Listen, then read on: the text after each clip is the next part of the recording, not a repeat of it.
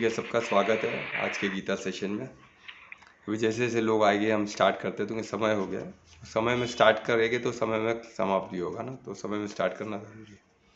और रिकॉर्डिंग में तो सब देख ही रहे, तो कोई टेंशन है नहीं। रिकॉर्डिंग भी तो हो रहा है, अवेलेबल है अभी।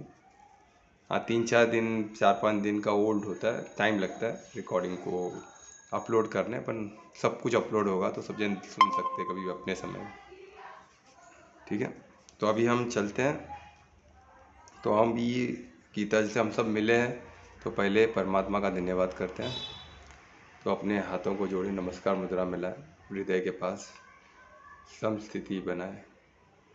नमस्कार मुद्रा समस्थिति का प्रतीक है। समस्थिति में आके परिशुद्ध प्रेम से परमात्मा को याद करें और परमात्मा का धन्यवाद दें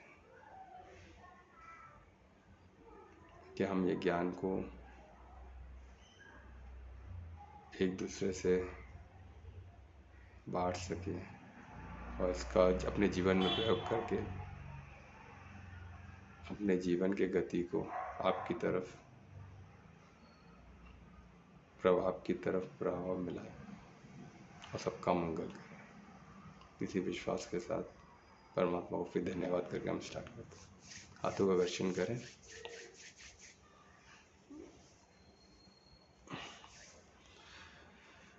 तो जैसे हम श्लोक 37 पे थे, और जैसे 36 में अर्जुन ने क्वेश्चन किया, जैसे मैं बता था गीता का समय बहुत बहुत प्यारा क्वेश्चन था, तो वहाँ से थोड़ा ब्रीफ देते हुए मैं स्टार्ट करूँगा। तो उनका क्वेश्चन क्या था कि जब जो मनुष्य न चाहते हुए भी पाप क्यों करते हैं, वो प्रेरित क्यों होते हैं, है ना, वो क्वेश्चन था। और उसमें ये भी था, फिर ऐसा लगता है कि उनको कोई फोर्सफुली कर रहा है।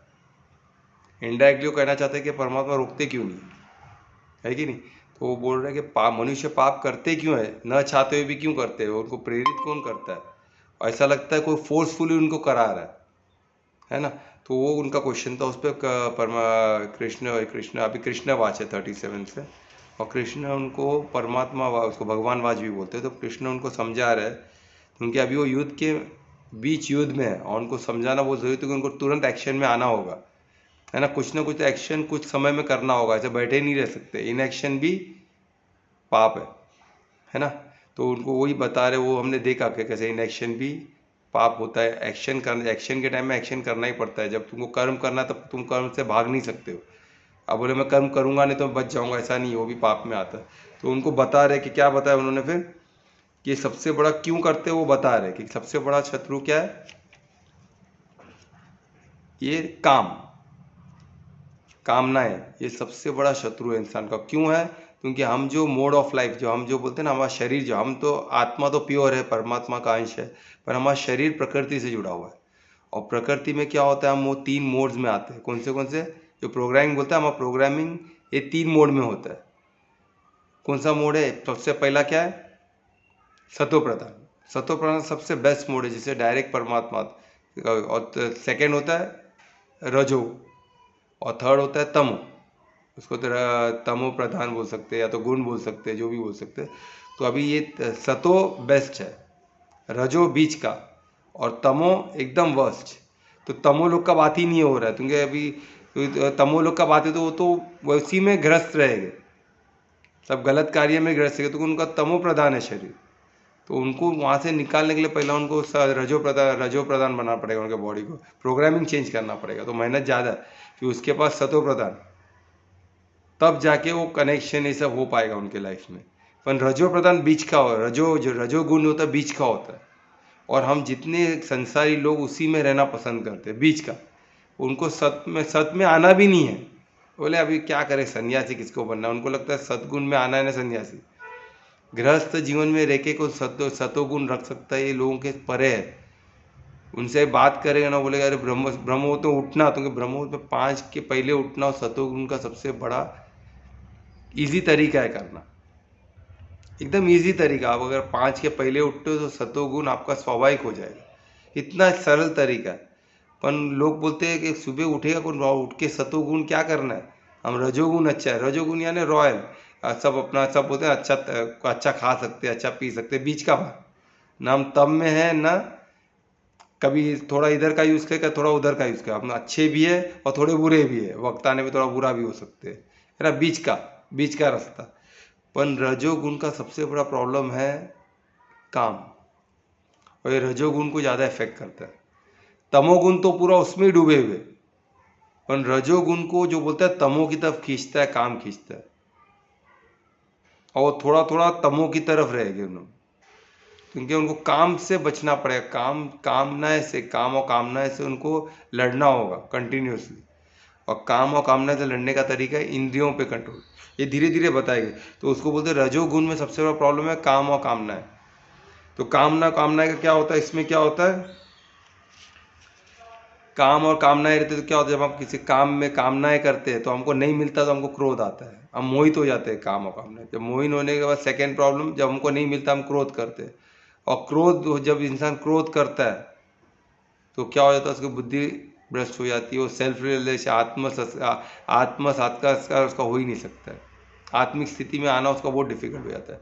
तो ये क्रोध क्या होता है, बुद्धि को भ्रष्ट कर देता है। क्रोध में इंसान का बुद्धि चलता ही नहीं है, एकदम भ्रष्ट हो जाता है। जब इंसान, इसलिए बोलते हैं ना, क्रोध में कोई डिसीजन लेने का ही नहीं, एकदम खुशी में भी नहीं, एकदम एंग्जाइटी में भी रहते तब भी नहीं, और क्रोध में भी नहीं, तो तब बुद्धि भ्रष्ट हो जाती है इंसान की। गुस्से में सब कार्य गलत ही होता है, ये हमको समझना है। तो इसलिए क्या इसमें लिखे कि काम और कामना है, ये सबसे बड़ा शत्रु है। और ये क्यों होता है, तो रजोगुण वालों को होता है। और आज मैक्सिमम लोग रजोगुण में ही है, जितने जो गृहस्थ जीवन में उन्हें ज़्यादातर रजोगुण में रहना पसंद भी करते हैं। तो उनको समझना है रजोगुण में है तो उसमें सबसे बड़ा प्रॉब्लम क्या होएगा, काम का, कामनाएं का प्रॉब्लम होगा, तो उसको कैसे हैंडल करेंगे। तो वही उस बता रहे कि क्यों बोलते ना कि क्यों जानते हुए भी क्यों उसमें पछते हैं, उनको नहीं करना है फिर भी ऐसा लगता है कि वो उसको प्रेरित होकर कर रहे हैं, क्योंकि रजोगुण में है ना, रजोगुण में अट्रैक्ट करेगा ही, काम अटैक करेगा ही, क्योंकि रजोगुण का वो प्रोग्रामिंग ऐसा है, वो मोड ऐसा है। या राजा लोग भी रजोगुण के थे ना, तो उनका लाइफस्टाइल ऐसा था, क्या कर सकते हो, 36 वो खाना, घूमने जाना, शिकार के लिए जाना, वो सब उनके शौक थे। तो उसका क्या किया जाए, अट्रैक्ट होना। रजोगुण व्यक्ति से, चीज़ों से अट्रैक्ट होता है, उसको वो चाहता है कि मेरे पास सब होना चाहिए, मैं उसको भोगूं, ये उसका एक वो होता है। पर वो तरीके ढूंढेगा, थोड़ा बहुत खुद को डिसिप्लिन में रखेगा, पर वो ढूंढेगा, कोशिश जरूर करेगा। और तमो प्रधान वाला वो कैसे भी उसको हासिल करे, बाय हुक और क्रुक, खुद को मिटा देगा या तो वो सामने वाले को मिटा देगा, तमोगुण वाला। तो हम तमोगुण का बात नहीं कर रहे, ये रजोगुण का बात हो रहा है। क्योंकि क्षत्रिय कौन, इधर अर्जुन को समझा ना, अर्जुन क्या थे, क्षत्रिय थे। तो वो सतोगुण और रजोगुण के बीच में थे। तो उनका रजोगुण, वो बोलते कुछ लोग ऐसे क्यों करते हैं, क्योंकि वो रजोगुण में। तो हमको ऐसा लगता है वो वशीभूत, किसी को उनको प्रेरित कर रहा है, कोई उनको प्रेरित नहीं करता, उनका बॉडी ऐसा है प्रोग्रामिंग, वो बॉडी का सबकॉन्शियस माइंड जो प्रोग्रामिंग है वो उनको वश कर रहा है, वशीभूत कर रहा है। ये करना क्या होता है, अपने तू थोड़ा बहुत खा लेगा क्या होगा, थोड़ा बहुत पी लेगा क्या होगा, थोड़ा बहुत घूम लेगा क्या होगा, थोड़ा बहुत एंजॉय कर लेगा क्या होगा, तो कर लेना, क्या फ़र्क पड़ता है। वो उसको बोलते रहे, वो कराते, और फोर्सफुली क्या कब कराते हैं, जब वो उसको वो वशीभूत हो जाता है। तो ऐसा लगता है फोर्सफुली कोई इसको करा रहा है, कोई नहीं कर रहा, उसका बॉडी करा रहा है, उसका बॉडी उसको फोर्सफुली कराएगा, तो बॉडी में प्रोग्राम्ड ऐसा हो गया, उसकी बॉडी की प्रोग्रामिंग ऐसी हो गई है। वो तो चालक है ना गाड़ी, अभी वो रेस की गाड़ी रहेगा, थोड़ा भी मारेगा तो गाड़ी भागेगी ना, तो वो गाड़ी वैसी है, क्या कर सकते हैं। वही 800 में रहेगा, कितना भी एक्सीडेंट मारेगा, उसका एक स्पीड लिमिट है, उससे ज़्यादा भागेगा नहीं। भले रेस में भी भगाओ तो भी वो तो ही ना ज़्यादा, उससे ज़्यादा तो उसका बॉडी ऐसा है, वो गाड़ी ऐसी है जो चला रहा है। तो उसी तरह रजोगुण में सबसे बड़ा प्रॉब्लम काम का है। तो वही वो बता रहे, इसलिए वैसे वो करते हैं, प्रेरित हो जाते हैं, क्योंकि बॉडी का मोड, बॉडी की प्रोग्रामिंग उनकी ऐसी है। तो सतोगुण में आ जावे तो कोई प्रॉब्लम ही नहीं। या तो फिर क्या करना, वही अभी कृष्ण भगवान आज बताएंगे कि क्या करना। तो ये 37 में था जहाँ हमने यहाँ से चालू करना था हमें, तो हम करते हैं अभी 38 श्लोक में उन्होंने ब्यूटीफुल एग्जाम्पल दिया है कि किस तरह, भी वो एग्जाम्पल दे रहे कि काम ही क्यों ऐसा रहेगा। तो वो हर पहलू से उनको समझाने देखते हैं अर्जुन को, क्यों, तुम उनको तुरंत उनको तैयार करना है अर्जुन को।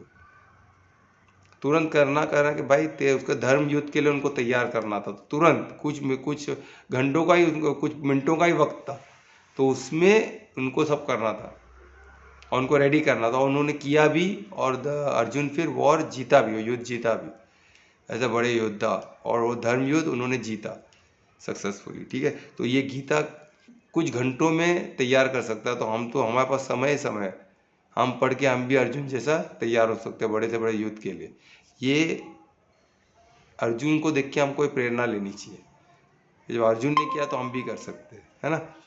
तो अभी ये 38 में उनको एग्जाम्पल देते हैं, जिस तरह फायर, अभी आग लगता है तो धुएं, आग क्या धुएं में बंद रहता है ना, जिधर भी आग होगा तो धुआं रहेगा ही, और धुएं में कवर रहता है, आग कभी कभी दिखता भी नहीं, तो धुआं इतना रहता है, आग दिखता है, आग उसके अंदर है, वो दिख नहीं रहा है।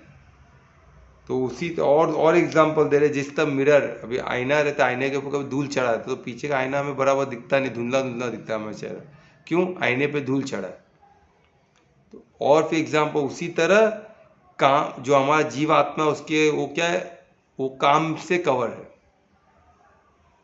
काम और कामना ऐसे कवर्ड है, तो हम जीवात्मा का गुण को नहीं देख पाते, हमारे स्वगुण, हमारा जो स्वमान हम नहीं देख पाते, हम कौन है, हम आइडेंटिटी भी, खुद को आइडेंटिफाई भी नहीं कर पाते कि हम आत्मा है। क्यों, तो जैसा धुआं आग को कवर करके रखता है, जैसा मिरर को एक हल्का धूल मिरर को कवर करता है, या फिर और एक एग्जाम्पल दिया इसमें, गर्भाशय में जैसे बच्चे का जो अंश है, जिसको क्या बोलते हैं, एम्ब्रॉय बोलते हैं इंग्लिश में, उसको क्या बोलते हैं, भूल, एक मिनट पर देख लेता, ग्रून जो बोलते हैं, ग्रून यानी एम्ब्रॉय ने बच्चे का एक सेल रहता है ना, बॉडी जो एक सेल रहता है जो बढ़ के फिर पूरा बच्चा बनता है, वो एम्ब्रॉय को निकाल दो, टेस्ट ट्यूब में भी डाल दो तो बच्चा बन जाएगा, वो अपने आप में कंप्लीट है एम्ब्रॉय, उसको सिर्फ अभी क्या चाहिए, माँ से पौष्टिक चाहिए, है ना, तो बस बाकी वो एम्ब्रॉय तैयार है, उसको उसके पास पूरा मेमोरी है, वो डीएनए आरएनए सब उसमें आ चुका है कि वो कैसे, वो म्यूटेट करके, वो एक एम्ब्रॉय म्यूटेट करके पूरा बॉडी बनता है बच्चे का,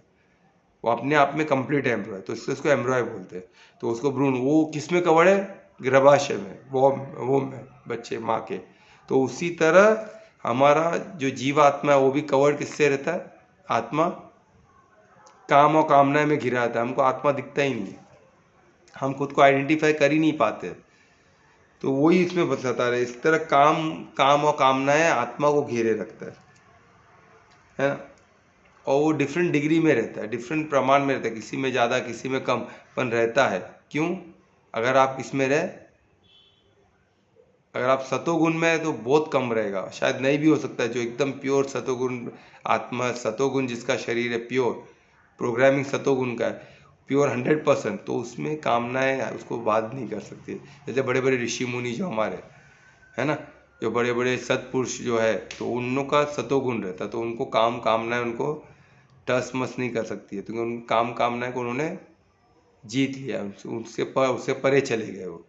तो अभी जो रजोगुण में है उनको ये प्रॉब्लम हो गया, तो उनमें कामनाएं रहती है, डिग्री अलग अलग होता है, किसी में कम किसी में ज़्यादा, पर वो रहता ही है, क्योंकि वो रजोगुण यानी उनकी बॉडी की प्रोग्रामिंग ऐसी है कि कामनाएं उनको अटैक करेगी, और वो उसमें वशीभूत होने के चांसेस ज़्यादा है, क्योंकि उनका प्रोग्रामिंग ऐसा है। ठीक है, तो वही श्लोक 38 में बता रहे। तो हमको क्या करना है, या तो कामनाएं को हैंडल करने आना चाहिए, या तो हमको क्या करना है, हमारे बॉडी को रजोगुण से निकाल के सतोगुण में ला देना। वो भी कैसे करना है, उसके भी टूल्स सब योग शास्त्र में दिया हुआ है, गीता में भी दिया हुआ है, और योग शास्त्र में भी जो हमने एमए में पढ़ा है उसमें भी टूल्स दिए हुए। जैसे मैं बोला ना, कभी हम अष्टांग योग करेंगे, इसमें कुछ हमको टूल्स, कुछ पॉइंट मिल सकते हैं जो हम उसमें मेहनत करके हम पार कर सकते हैं। ठीक है, तो एक श्लोक 38 था। अभी श्लोक 39 में, श्लोक 39 बता रहे कि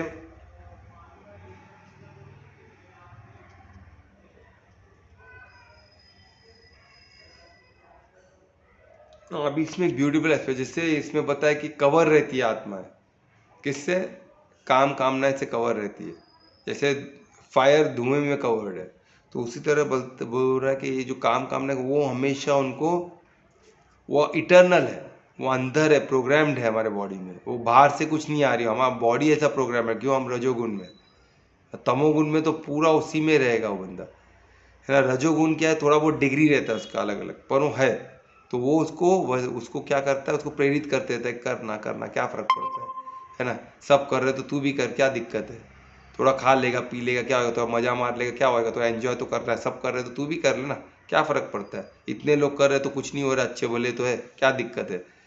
तो वो प्रेरित करेगा और फिर वशीभूत होकर उसको ऐसा लगेगा, वो उसका बॉडी उसको लेके जाएगा फोर्सफुली।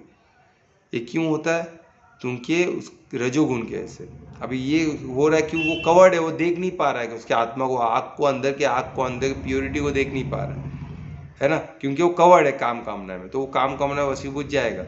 और दूसरी सबसे ये श्लोक में दिया है 39 में कि काम कामनाएं कभी सेटिस्फाइड हो ही नहीं सकती है, वो आग की तरह जलती रहेगी, उसमें कभी आपको 100% सेटिस्फेक्शन मिल ही नहीं सकता है, क्योंकि टेम्पररी चीज़ है। जो वो काम कामना क्या है, जो भौतिक चीज़ है ना, वो अपने आप में कंप्लीट है ही नहीं, वो टेम्पररी है।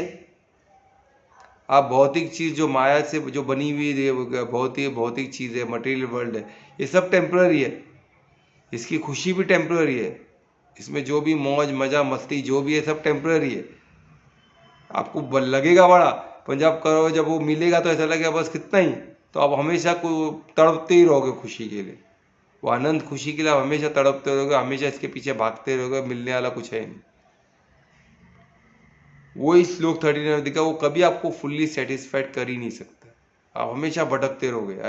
और आज कलयुग में और अभी टेक्नोलॉजी के ज़माने में बहुत कुछ है, बहुत कुछ है आपको भगाने के लिए। काम कामनाएं क्या क्या है, वर्चुअल वर्ल्ड के अपने कामनाएं, सोशल वर्ल्ड के अपने कामनाएं, करियर के अपने कामना है कि ये करूँगा वो करूँगा, फिर व्यक्ति के पीछे व्यक्ति को देख के, चीज़ों को देख के, इवेंट को देख के, सबके भाई इतने लोग को मिलता हूँ दिखते नहीं कि कोई ना कोई किसी काम और कामनाएं में फंसे हुए, वो धार्मिक है, वो धर्म संगत है कि अधर्म संग, कोई कुछ जानने को इंसान तैयार ही नहीं है।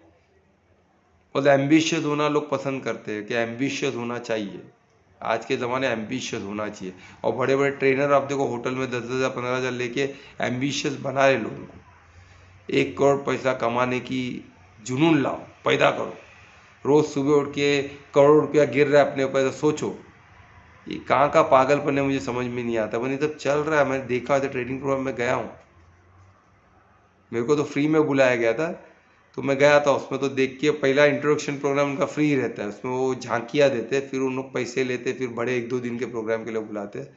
मैं उसको हाथ जोड़ के वहाँ से निकल गया, बोले क्या पागलपन है, पैसा गिर रहा है सोचो सर के ऊपर, अरे उसमें दफन होना है क्या, पैसा ऊपर गिर गिर के उसमें दफन हो जाएगा तो उसमें क्या होगा, फिर आपका बॉडी सब कुछ दफन हो गया, फिर बचा क्या, लालच में दफन हो गया, किसका भला हुआ है। ये सब ऐसे पागलपन नहीं है, पैसा जरिया है किसका अच्छे कार्य करने के लिए, पैसा जरिया है, पैसा जरिया होना चाहिए, जरिया मात्र होना चाहिए, निमित्त मात्र होना चाहिए कि आपको अच्छा खाना मिल सके, आपको अच्छा वातावरण मिल सके, है ना, आपको अच्छी पढ़ाई मिल सके, हर चीज़ अच्छी चीज़ों के लिए वो प्रेरणा, वो निमित्त मात्र होना चाहिए, पैसा एक जरिया होना चाहिए हासिल करने का। पर आज लोग सिर्फ पैसे के लिए काम कर रहे हैं, बस करोड़ों कमाना, क्यों, वो कमा रहा तो मैं क्यों नहीं कमाऊँ, वो कमा रहा तो मैं क्यों नहीं कमाऊँ। अननेसेसरी एक्यूमुलेशन ऑफ वेल्थ, वो भी एक किस्म का पाप ही है। वो अष्टांग योग हम करेंगे, उसमें देखेंगे संगठित करना पैसे को अननेसेसरीली, वो भी पाप है। ज़रूरत से ज़्यादा खाना, वो भी पाप है, वो बीमारी का ज़्यादा, हम जितना ज़रूरत उससे ज़्यादा खाएंगे तो क्या हो गया, हम बीमार पड़ेगा 101%। शरीर का हमारा जितना वेट होना चाहिए उससे ज़्यादा 1 अंश वेट भी बीमारी का कारण है। पर कितने लोग समझते, कितने लोग वेट को सीरियसली लेते हैं कि वेट है, नहीं लेते, वेट बढ़ते ही जा रहा है, 110 120 किलो के भी लोग चल रहे हैं। और ज़रूरत से ज़्यादा पैसा भी लालच का कारण है, डर का कारण है, फियर का कारण है कि कोई पैसा चुरा ना ले, हर चीज़ दिमाग में वो भर जाता है, वो किधर ना किधर हमको घात करता है, ये चीज़ समझना है। तो वो इसमें दिया है कि इसमें क्या दिया श्लोक 39 में कि काम कामनाएं ये इंसान को क्या करता है, वशीभूत कर देता है, उसको ललचाते रहता है कि वो करे, उसको जैसे बोले ना कि वो प्रेरित होते हैं, वो करने में मजबूर हो जाते हैं, ऐसा लगता है फोर्सफुली करते, उनकी बॉडी रजोगुण की बनी है, और रजोगुण का सबसे बड़ा एनिमी, सबसे बड़ा दुश्मन है काम और कामना, वो सबसे बड़ा दुश्मन है। उस पर विजय पाना, वो कैसे पाना वो आगे के श्लोक में बताएगा, वो बहुत ज़रूरी है। है ना।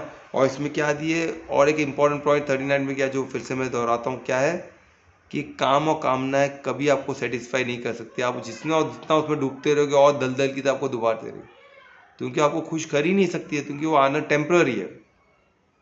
आप हमेशा उसमें फंसे रहोगे, आपको लगेगा कि मैं बस ये मैं पालूँ तो मेरा लाइफ सुधर जाएगा, बस एंजॉय ये मिल गया तो मेरा लाइफ सेटिस्फाई हो जाएगा, मैं इतनी खुश हो जाऊँ या खो जाऊँगा। पर ऐसा नहीं है, क्योंकि आग की तरफ जलते रहता है, जलते रहता है। वो मिलने के बाद फिर आपको लगेगा और थोड़ा और थोड़ा और थोड़ा, फिर वो थोड़ा थोड़ा कभी कंप्लीट होता ही नहीं है, क्योंकि काम कामनाएं भौतिक जगत के वो टेम्पररी है। वो आपको टेम्पररी खुशी देगी, कुछ दिनों की, कुछ मिनटों की, फिर बाद में फिर बैक टू ज़ीरो। फिर आपको और कोई चाहिए, और कोई व्यक्ति चाहिए, और कोई धन और बढ़ा के चाहिए। जॉब भी मिल गया, उससे अच्छा जॉब चाहिए। गाड़ी मिला, उससे अच्छा गाड़ी चाहिए। घर मिला, उससे अच्छा घर चाहिए। कपड़ा मिला, उससे अच्छा कपड़ा चाहिए। चलते रहे, है ना। तो वही 39 श्लोक में दिया। अभी श्लोक 40 में चलते हैं। तो श्लोक 40 में देखिए, अभी कृष्ण बोलते हैं कि काम क्यों इतना खतरनाक है। काम और कामनाएं अगर रजोगुण में एकदम पावरफुल है तो क्यों है, उसका वजह क्या है। तो एक काम और कामनाएं किधर वास किधर करता है, वो बता रहे। वो किधर वास करता है, वो 3 चीज़ों में बात करता है। एक हमारे सेंसेस, जो हमारी इंद्रियां हैं, उधर वो वास करता है। जब हम धारणा जो बोलते हैं, जो इंद्रियां से जो हम धारणा, जो हम सोचते हैं, तो ये सॉरी, जो हम सोचते हैं, जो हमारा बोलते हैं ना, तो जो हम परसीव करते हैं, तो उधर वो वास करता है इंद्रियों से। सेंसेस जिधर कंट्रोल, सेंसेस का कंट्रोलिंग जो पॉइंट है, उधर वो वास करता है। सेकेंड उसका घर कौन सा है, जिधर वास करता है, मन में। और तीसरा किधर है, बुद्धि में। ये 3 जगह उसका वास है। सोचो, स्ट्रॉन्ग, एकदम स्ट्रॉन्ग, ये 3 जगह वास करता है। लेकिन तीनों आप सोचो कितना पावरफुल एरिया है। इंद्रिया, जो सेंसेस, जिससे हम ये जगत को समझते हैं, इंद्रियों के थ्रू ही समझते हैं, उधर वास कर रहा है। उधर वास करना है, हर चीज़ वो अपने हिसाब से आपको बताएगा, सब अपने हिसाब से। ये है तो इसको मैं कैसे वापरूँ, ये चीज़ है तो मेरे पास कैसे हो। आप वही, आप सतोगुण में रहेगा तो अपना देखने का नज़रिया चेंज हो जाएगा। पर आप रजोगुण में है तो आपका ये काम उधर बैठ गया, और वो आपको सिखाएगा क्या करना है। ये आपके पास होना चाहिए, अरे इससे अच्छा ये है, उससे अच्छा वो मेरे को मिलना चाहिए, वो व्यक्ति मेरे पास होना चाहिए, वो चीज़ मेरे साथ होना चाहिए, वो डेजिग्नेशन मेरे पास होना चाहिए, उतना पगार मेरे को चाहिए, उतना पैसा मेरे को चाहिए, उतना दौलत, उतना घर, वो फ्लैट में को। वो आपको समझाएगा, वो आपको लालच देते रहेगा। तो वो किधर, वो उधर बैठता है। और दूसरा मन में, वो मन आपको हमेशा तड़पा दे, उसकी तरफ भगाता रहेगा। अरे देख, उसके पास गाड़ी है, तू क्या इस पे चाहे कर रहा है, तू भी भाग, उसके वो कर, उससे ले ले, छीन ले। मन आपको पता है क्या फ़र्क पड़ता है, चोरी कर ले, या तो ज़्यादा इसको टोपी पीना, उसको कैसे पैसे कमाओ, ले ना, दुनिया करी। तेरे को क्या, मन ऐसा आपको भटकाते रहेगा, कंटिन्यू आपके वो बम्बार्ड करते रहेगा थॉट के। और तीसरा बुद्धि, मेमोरी में बैठ गया है। बुद्धि में बैठ के आपको इंटेलेक्चुअली भी वो रीज़न करेगा कि हाँ बराबर है ना, कैलकुलेशन दिखाएगा, इतना इतना कमाया, इतने लोग को मैंने टोपी पहना, तो मैं इतना पैसा आ जाएगा तो मैं कर सकता हूँ। आपको कैलकुलेशन करेगा किस तरह करना, क्या करना, पॉसिबल करके दिखाएगा। तो क्या आप क्या इंटेलेक्चुअली आप सोचोगे ना किस तरह इसको हासिल करूँ, तो आपको नए नए तरीके दिखाएगा। सब वो धार्मिक या धर्म, वो सब दिमाग से निकल जाएगा। तो काम और कामना है ना, वो आपको, आपका विवेक को हर लेता है, सही गलत सोचने का हर लेता है, क्योंकि 3 जगह बैठ के आप पे कंट्रोल पा लेता है। तो ये 3 जगह पे बैठता है, और आपके रियल नॉलेज को और आपके आत्मिक शक्ति को, जो मेन ज्ञान है, और जो आपका आत्मिक आप आत्मा हो, जो सेल्फ रियलाइजेशन है, आप वास्तव में हो क्या, वो आपको वो दिखाता नहीं है, वो चीज़ को बंद कर देता है। क्योंकि धुआं कर देता है ना, आपको दिखेगा ही नहीं अंदर की प्योरिटी। आप आत्मा हो, आपको दिखेगा तो पूरी तरह से आपको आत्मा को कवर कर देता है, एक आवरण जैसा, एक आवरण, एक लेयर जैसा बना देता है, जिसमें आपको आत्मा दिखेगी ही नहीं। आत्मा उसके अंदर छुप जाती है, आपको नहीं दिखती है। तो ये, और ये 3 जगह बैठा है, और 3 वही बता रहे। अभी नेक्स्ट श्लोक 41 में बता रहे,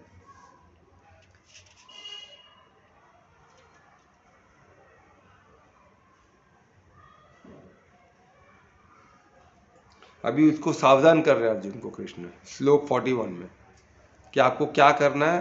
मैं कुछ श्लोक मिस तो नहीं लेना, हाँ। तो श्लोक 41 में अर्जुन को सावधान कर रहे हैं, अर्जुन को बोल रहे हैं वो श्रेष्ठ, तू श्रेष्ठ वॉरियर है, भारत का सबसे श्रेष्ठ धनुर्धर, श्रेष्ठ योद्धा है, भारत का सबसे बड़ा योद्धा है, तू सबसे बड़ा धनुर्धर है, सबसे बड़ा क्षत्रिय है। तो तेरे को इस सेंसेस पे कंट्रोल करना चाहिए, यानी तरीका बता रहे, सेंसेस जो हमारे सेंसेस, हमारी जो इंद्रियां हैं उस पर आपको कंट्रोल करना पड़ेगा शुरू में। उसको ज़्यादा बढ़ा दोगे तो फिर उस पर लड़ना बहुत डिफिकल्ट। तो शुरू में ही मालूम है इंद्रियों से ही आता है, इसका जन्म इंद्रियों से ही होता है, इंद्रियों से ही बढ़ता है। तो वहीं उसको रोक दो, इंद्रियों में निवास करता है उसको और बढ़ने मत दो, उसका निवास स्थान और बढ़ाओ मत। मैंने 1 बेडरूम से 2 बेडरूम, 2 बेडरूम 3 बेडरूम, ऐसा मत करने दो। वो इंद्रियों में आया तो 1 बेडरूम में तो दो, इसको खत्म करो। पता लगा और एक मिल रहा है 2 बेडरूम किचन, यानी वो माइंड मन में भी आ गया, फिर 3 बेडरूम हॉल किचन, वो इसमें भी घुस जाएगा, बुद्धि में भी, तो बहुत भारी पड़ेगा। तो बुद्धि में घुस गया तो आपको सब राइट ही बताए, यही तरीका है और कोई तरीका, सब सही है। वो आपको कैलकुलेट करके बताएगा, मैनिपुलेट करेगा आपसे, आपको आप बुरे को भी अच्छा बता देगा। तो आप क्या करोगे? तो इसलिए उसको मन में इसको रोको, बोलते ना इंद्रियों में उसको पहला जो 1 रूम किचन में तभी उसको ख़त्म करो, छोटे पे उसको ख़त्म करो, उसको आगे बढ़ने ही मत दो। तो ये इसमें बताया कि उसको थोड़े में बिगिनिंग में उसको ख़त्म करो। और ये सिंबल जो ये इसको क्या है, इसको ऐसे छोड़ दोगे तो आपको वशीभूत कर देगा। और वशीभूत कर देगा आपका क्या है, आपको कि आप कभी भी ज़िंदगी में रियल नॉलेज आपको नहीं मिलेगा, सही ज्ञान विवेक आपका जागृत, आपको सही गलत की पहचान नहीं होगी। आप हमेशा इंद्रियों के वशीभूत रहोगे और उसी आप डिसीजन भी ऐसे ही रहोगे, आपका कार्य भी उसी दिशा में बढ़ेगा। सही गलत वो इम्पोर्टेंट नहीं रहेगा आपको, आप सिर्फ काम और कामनाएं के पीछे भागते रहोगे। और जैसे पिछले श्लोक में था, कामनाएं कभी सेटिस्फाइड होते ही नहीं, कभी फुल्ली सेटिस्फाइड होते ही नहीं, हमेशा आपको ललचाते रहेंगे और बस आपकी ज़िंदगी ख़त्म हो जाएगी इसमें, है ना। और पाप का घड़ा बढ़ते रहेगा, पाप का घड़ा तो बढ़ ही रहा है, क्योंकि उसमें धर्म अधर्म क्या पता क्या क्या गलत आपके हाथ से कार्य हो जाए। तो हर जगह क्या बोलेगा, पाप जब कर्म का खाता खोलेगा पता लगे बाप रे, पाप का तो घड़ा बहुत बड़ा हुआ, फिर जन्म लो उसको सल्टा, उसको सॉल्व, उसको इक्वल करने के लिए, फेडने के लिए फिर लो, तो वो चलते रहेगा जिंदगी, बहुत बुरी तरह फंस जाओगे। तो आपको कभी आप आत्मिक स्थिति में आ ही नहीं सकते, आत्मा कंटिन्यूसली कवर रहेगा। जितना बड़ा काम में फंसोगे उतना बड़ा धुआं, उतना ज़्यादा आपको आत्मा दिखेगी नहीं। धीरे धीरे धीरे धीरे काम कम होते रहेगा, कामनाएं कम होते, तो धुआं थोड़ा कम होगा, फिर आपको धीरे धीरे आत्मा दिखना चालू। आत्मा दिखा तो आपको मालूम पड़ेगा अच्छा मैं आत्मा हूँ, इतना प्योर हूँ, मैं अनंत हूँ। फिर आपको आत्मा की शक्ति, आत्मा का गुण मालूम पड़ेगा। जब आपको आत्मा के गुण, आत्मा की शक्ति मालूम पड़ेगी, तो जब अनुभव करोगे अरे वाह ये रियल खुशी, इसमें आनंद में खुशी, जो आत्मिक स्थिति में जो खुशी है वो खुशी तो अनंत है। तो फिर आप उसमें, फिर आपको तो खुशी, जो छोटी छोटी खुशी में इंटरेस्ट नहीं रहेगा। भौतिक खुशी है ठीक है, इंपॉर्टेंट है, पर ये सर्वत्व नहीं है, ये सब कुछ नहीं है। मैं आनंद में कोश में, वो आनंद के सामने कुछ नहीं है, फीका है। तो आप क्या करोगे, आनंद में कोश में रहना ज़्यादा पसंद करोगे, इसको भौतिक खुशी को आप यूज़ करोगे कि मेरे को तो जाना है तो भाई आपकी गाड़ी दे, तो मैं गाड़ी में बैठ के चले जाऊँगा, ये गाड़ी को पीछे भूल जाऊँगा। उसका कार्य था मुझे यहाँ से यहाँ पहुँचाना, उसने पहुँचा दिया भाई जयराम जी कि आप आपकी गाड़ी लेके जाओ। वो गाड़ी मुझे ही चाहिए, मेरे पास ही चाहिए, उससे अच्छी गाड़ी, वो सब आपका सोच रह हट जाएगा।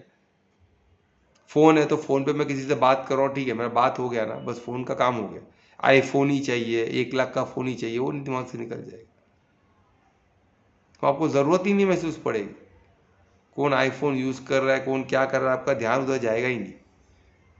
कपड़े आपको 10,000 का पहन रहा है, पहनने दो ना भाई, मेरे को कपड़े क्या है, क्लीन एंड नीट कपड़े चाहिए, जिससे मेरा प्रोफेशन दिख सके, मैं सबको मिल सकूं, सब मुझे अच्छा लगे। पहनने कपड़े तो हम दूसरों के लिए ही पहनते हैं, दूसरों को क्या अच्छा लगना चाहिए। 15,000 कपड़ा, नॉर्मल कपड़ा भी अच्छा लगता है ना। तो आप वो कपड़ों में भी आप खुद को कॉन्फिडेंट, ऐसा नहीं कि कोई 10,000 पहना तो आपने कम एकदम सिंपल कपड़ा पहना तो आपको, और उसके सामने मैं जाऊं कैसे। आप उसके सामने बेझिझक हो के आते हो, आप आनंद में कोश में हो, आनंद में जो खुशी में आप, वो आपकी खुशी के लिए तरसेगा, बोले आप ये बंदा इतना खुश कैसे रहता है। वो आपको बोलेगा भाई आपको खुशी का कारण क्या हो तो बताओ, वो आपसे पूछेगा, भले वो 15,000 का कपड़ा पहना है, 2 करोड़ के गाड़ी में आया है, पर आपको खुशी को देख के वो जानना चाहेगा भाई इसको खुशी का राज क्या है। वो मैं भी तो जानूँ, मैं हासिल करने देखूंगा ना, तो उसके पास पैसा है, पैसे की ताकत है, वो बोला मैं पैसे के जोर पे कुछ भी हासिल कर सकता हूँ, वो आपको पूछने देखेगा। और तब आप ज्ञान स्वरूप बन के उसको दिशा दिखा सकते हो। फिर वही पैसे के दम पे, वही पैसे के जोर पे वो दान करेगा, वो पैसे को सत्कर्म में लगाएगा, उसको वहाँ वही खुशी मिलेगी, है ना। तो ये तरीका है, पर हमको वही उसमें यही दिखा है। तो वो अभी 41 श्लोक में कृष्ण अर्जुन को बताते हैं कि भाई तुम श्रेष्ठ योद्धा है, तू अभी थोड़े में ही कर्म काम को, जो सबसे बड़ा शत्रु है रजोगुण का, उसको वहाँ ही खत्म कर, उसको आगे बढ़ने मत दे, क्योंकि ये सबसे बड़ा शत्रु आप रियल ज्ञान का, सद ज्ञान जो बोलते हैं, है ना, उसका शत्रु है। वो आपको ज्ञान आने की, कोई अच्छी चीज़ आपको समझने की ताकत ही आपको हर लेगा, प्लस आत्मा को कवर कर देगा। तो आपको आपके आत्मिक स्थिति में कभी आओगे ही नहीं, आप कभी आनंद कोश में आओगे, आप आनंद में कभी रह नहीं सकते हो। हमेशा छोटी मोटी खुशी ढूंढते रहोगे, वो जब मिला आप खुश, वो फिर चला कम हो गया फिर दुखी, ऐसे ही चलते रहेगा, सुख दुख में चलते रहेगा। 41 श्लोक कितना ब्यूटीफुली देखो अर्जुन सच्चाई पे थोड़ा थोड़ा करके समझा रहे। अभी श्लोक 42 में, अभी इसमें उस बता रहे कि ऐसा क्यों होता है, कि काम इतना पावरफुल क्यों होते रहता है, एक एक स्टेज उसको क्यों रोकना है, थोड़े में क्यों रोकना है। क्योंकि वो बता रहे कि जो ये जो अपना सेंसेस है, वो हमारे स्थूल बॉडी से बहुत बड़ा है। जो हमारा जड़ बॉडी होता है, जड़ बॉडी जड़ है ना, जड़ से बड़ा हुआ है, मटेरियल है, तो उससे बड़ा हमारे सेंसेस होते हैं। हम जो इंद्रियों से जो देखते हैं ना, वो उससे सुपीरियर होता है, यानी वो जड़ शरीर को कंट्रोल करता है, वो शरीर को कंट्रोल करता है। कौन? हमारे सेंसेस, तो एनर्जी के फॉर्म में रहता है जिसको, तो वो उस शरीर से बढ़कर है, स्थूल शरीर से बढ़कर है, और इंद्रियों से बढ़कर मन है, उससे सुपीरियर है, और मन से बढ़कर बुद्धि है। यानी फिर जैसे जैसे काम का जो निवास स्थान बढ़ते रहेगा, पहले वो आएगा किसमें, इंद्रियों के थ्रू अंदर आएगा, फिर इंद्रियों में आपने उसको पल्ले दिया, फिर वो सेकंड लेवल तक पहुंचा, मन में पहुंचेगा, मन को राज करेगा, तो मन हो गया इंद्रियों से बढ़कर, फिर आपको मन से उसको हटाना पड़ेगा, फिर इंद्रियों से आपका काम दुगना हो गया। उधर भी आपने उसको कंट्रोल नहीं किया, उसको और उसको पालन पोषण किए, तो वो बढ़ जाएगा कितना, बुद्धि में, तो आपके मेमोरी में आके बैठ गया। फिर इंटेलेक्चुअली आपको बताएगा, सब कैलकुलेशन बताएगा, हाँ जो कर रहा है तू सही कर रहा है भाई, वो तो आपके पास ही होना चाहिए। आप राजा हो, राजा जिसके राजा का सब, जैसे रावण को लगा ना सीता सबसे खूबसूरत मेरे पास होनी चाहिए, बस खत्म। अरे किसी की पत्नी है क्या है, कुछ सब दिमाग बुद्धि भ्रष्ट कर देता है ना, काम और कामना बुद्धि भ्रष्ट कर, वो सबसे खूबसूरत जो भी औरत है वो राजा, मैं सबसे बड़ा राजा मेरे पास होनी चाहिए, बस खत्म। और उसको बुद्धि ने बोल दिया राइट, राजा के पास होनी चाहिए बराबर, तो बुद्धि ने बोल दिया, तो बस ये उठ के चले गया, उठा किडनैप करके ले गया। इतना बड़ा पाप, और फिर जो हुआ उसके बाद देख, आप दुनिया जानती है क्या हुआ, न लंका बची, न उसका शरीर बचा, न बुद्धि बचा, सब खत्म हो गया। कितने लोग ने उसको समझाया, अपन बुद्धि भ्रष्ट हो जाता है, कुछ समझ में नहीं आता। तो यही इसमें बता रहे, क्योंकि वो किधर पहुंच गया, बुद्धि तक पहुंच गया। तो तब क्या करना पड़ेगा हमको, कैसे न कैसे, आत्मा जो है बुद्धि से बढ़कर है, तो आत्मिक स्थिति में आके हमको वहां से निकालना पड़ेगा, तब हम बच सकते, तब तक नहीं बच सकते। तो ये बहुत ध्यान देना है हमें। तो हमको क्या करना है, आत्मिक स्थिति, और आत्मिक स्थिति को भी आवरण कर देता है, क्या कर देता है, कवर कर देता है ना आत्मा को, तो उस आवरण को तोड़ना होगा। तो इसलिए शुरू में सबसे आसान तरीका क्या है, कि उसको इंद्रियों पे ही रोक दो, उसको बढ़ने मत दो, काम और कामना को, उसको जितना उसको मोहित होते रहोगे, उस पर जितना उसको पालते रहोगे, बढ़ते बढ़ते बढ़ के बुद्धि पे चला जाएगा, फिर वहां से उसको काटना बहुत मुश्किल है। वो आत्मिक स्थिति में आना क्यों मुश्किल है, क्योंकि उसको वो आत्मा को कवर कर देता है, जैसे आग धुएं को धुआं आग को कवर कर देता है, वो आत्मा को कवर, आपको आत्मा दिखेगा ही नहीं, आत्मिक स्थिति क्या मालूम नहीं पड़ेगा, शरीर ही सब कुछ है भाई, आत्मा किधर है, कौन देखा। हम आत्मा उनको सब, आत्मा क्या आत्मा भाई, आत्मा तूने देखा क्या, बोलेगा देखा तुमने, तू नहीं देखा तो क्यों बात कर रहा है आत्मा की। वैसे तो हमने तो इसको भी नहीं देखा है, ग्रेविटी को भी नहीं देखा, अपन ग्रेविटी है ना, इलेक्ट्रिक को भी इलेक्ट्रिक है ना, सब जो नहीं सब दिखता है वही होता है, ऐसा नहीं है। आज हम हवा को नहीं देखते, पर हवा तो श्वास हम ले रहे हैं ना, ऑक्सीजन को, ऑक्सीजन हमें बॉडी को चाहिए ना। जो दिखता वही है, बाकी जो हमको नहीं, अरे हमारा आंख नहीं देख सकता है, हमारे आंख की लिमिटेशन है। तो ऐसा नहीं वो चीज़ नहीं एग्जिस्ट करता, ऐसा नहीं, हमारा आंख की कैपेसिटी कमजोर है। पर आज एक एक माइक्रोस्कोप से हम छोटे छोटे चीज़ को देख सकते हैं, एटम मॉलिक्यूल को देख सकते हैं। आज हमने ऐसे ऐसे इंस्ट्रूमेंट बना दिए, तो आज हमको यकीन होता है कि हाँ भाई है। हमारे आंखों से नहीं, हमने ऐसे इंस्ट्रूमेंट बनाए, उससे देख के मालूम पड़ता है। आज हमारा प्रमाण है कि भाई है, मॉलिक्यूल्स को हम देख पाते हैं, छोटे छोटे बैक्टीरियाज होते हैं, हमारे शरीर में भी है, वो हमारे शरीर का हिस्सा है, ये हमको अभी मालूम पड़ा क्योंकि हमने देखा है इसको।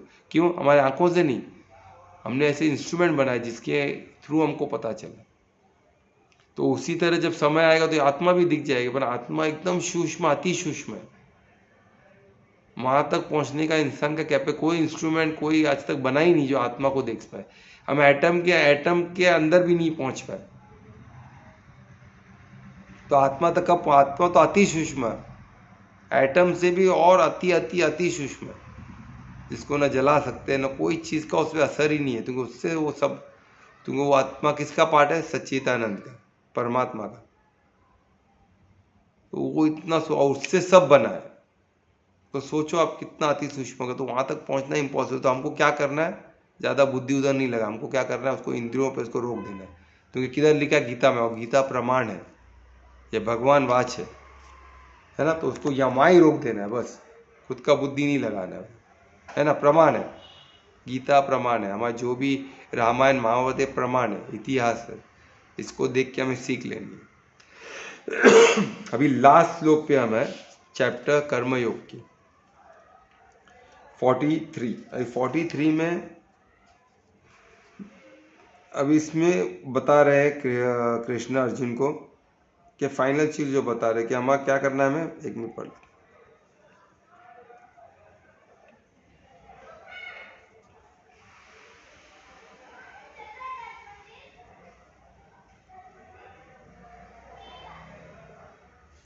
तो हमें क्या करना है? काम पे विजय पाना ही होगा, उसके बगैर आप सब बाहर के शत्रुओं से लड़ने से पहले आपके अंदर की शत्रु, जो काम शत्रु, उसको पहले विजय पाओ, फिर बाहर के शत्रुओं से आप विजय पा लोगे। बाहर के शत्रु ज़्यादा खतरा, अंदर के शत्रु, उसको आप ट्रांसेंड करना पड़ेगा, उसके परे जाना पड़ेगा, उसको इंद्रियों पे रोकना पड़ेगा। और उसके लिए बहुत से टूल्स में दिए, किस तरह करना वो दिया गया है। तो अर्जुन गुरुकुल से पढ़ा होता, उसके पास काफ़ी टूल्स थे उसको कैसे हैंडल करना, तो उसको बता रहे थे को विजय होना पड़ेगा। किससे? अपने इंटरनल शत्रु से, अपने अंदर के शत्रु को जो काम है उससे आपको विजय पाना होगा। एक बार अपने काम और कामनाओं पे विजय पा लिया, फिर बाहर के शत्रु तो आप आराम से, क्योंकि आप सर्वश्रेष्ठ योद्धा हो, है ना। अपन इंटरनल शत्रु से, वो सर्वश्रेष्ठ योद्धा कार्य नहीं है ना। इंटरनल शत्रु से लड़ने के लिए क्या चाहिए? योग की शक्ति चाहिए। उसमें तलवार से काम नहीं चलेगा। तलवार से क्या खुद का गला काट दोगे? क्या करोगे? बाहर के शत्रु आप तलवारों से, कोई अन्य चीज़ों से लड़ सकते हो। अंदर के शत्रु को कामनाओं कैसे लड़ सकते हो? उसको शांति से, आत्मिक स्थिति में आने की कोशिश करो, शांति से, योग से, परमात्मा के परमात्मा के साथ से, उससे लड़ सकते हो। ऐसे काफ़ी टूल दिए गए, तो हमको उससे लड़ना है। तो यहाँ कंप्लीट हुआ हमारा चैप्टर 3 जो कर्मयोग था। अभी हम फिर से हम कल करेंगे चैप्टर 4 से हम शुरुआत करेंगे। तो आप ज़्यादा से लोग को बोलो, चैप्टर 4 जो है ज्ञान योग है, ज्ञान योग बहुत प्यारा है। तो हम उस पर ट्रांसजेंडर नॉलेज, यानी हम कैसे ट्रांसजेंडर, शरीर के परे कैसे आते हैं, है ना, वो हम स्टार्ट करेंगे कल से, जो चैप्टर 4 है। ठीक है, ये कर्म योग समाप्त। कर्म योग में कोई भी क्वेश्चन है, हमारे पास समय है थोड़ा, तो कृपया क्वेश्चन पूछिए। और इसका कर्मयोग बहुत प्यारा है, बहुत स्ट्रांग है, बहुत पावरफुल, बहुत आसान तरीका है। तो कर्मयोग को जाने। अभी तक आपने कुछ समझना हो, कुछ क्वेश्चन है तो पूछ सकते हैं, प्लीज पूछिए।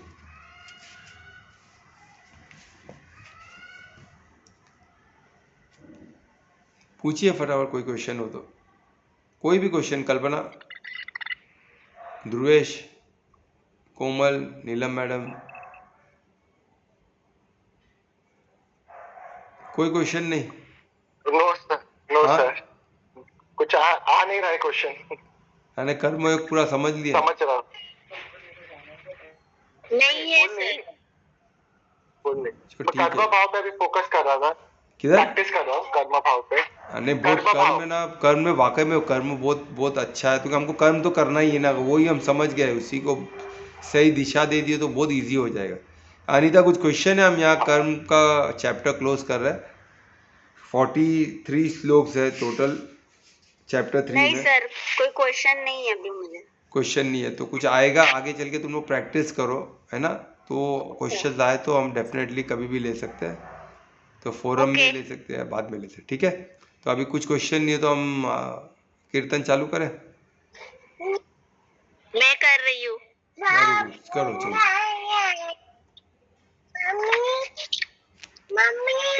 ए चुप। हरे कृष्णा। हरे कृष्ण। बोलो।